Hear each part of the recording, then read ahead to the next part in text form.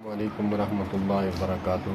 سر اوجھا صاحب motivation speaker ہیں ہندوستان کے، بہت ہی مثبت باتیں کرتے ہیں، اور وہ بتا رہے تھے کہ بھارت کا، انڈیا کا جو قانون ہے وہ بنا ہے کہ اگر کسی بندے کا ایکسیڈنٹ ہو تو وہ لوگ پہلے ڈرتے تھے،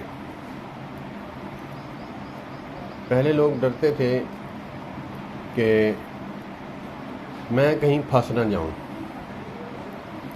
تو انہوں نے کہا کہ قانون بنا ہے کہ جو بندہ پہنچانے آئے گا نہ اس سے کوئی انٹرویو لیا جائے گا، پہلے کام فرسٹ آف آل اس کو ایڈمٹ کیا جائے گا، اس کا علاج کیا جائے گا، اس کو بچانے کے بعد پھر اس سے اگر کوئی بات پوچھنی ہے تب پوچھے، وگرنہ ایسا نہیں۔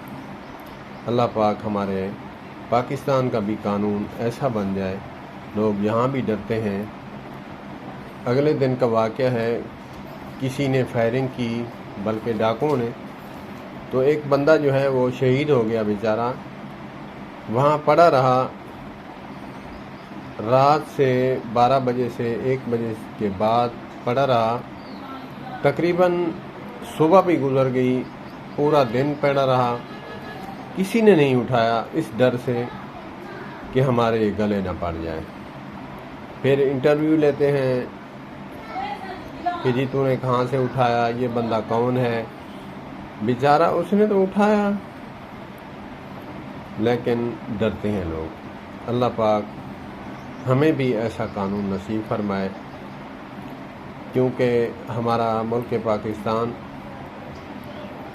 کلمے کے نام پر بنا ہے، تو اس میں تو قانون ایسے ہونے چاہیے کہ اس میں نیکی کرتے ہوئے لوگوں کو ڈرنا نہیں چاہیے۔ اللہ پاک ہمیں عمل کی توفیق عطا فرمائے۔ میں سلام پیش کرتا ہوں سر اوجھا صاحب کو کہ وہ انسانیت کو جوڑنے کی بات کرتے ہیں۔ والسلام علیکم ورحمۃ اللہ وبرکاتہ۔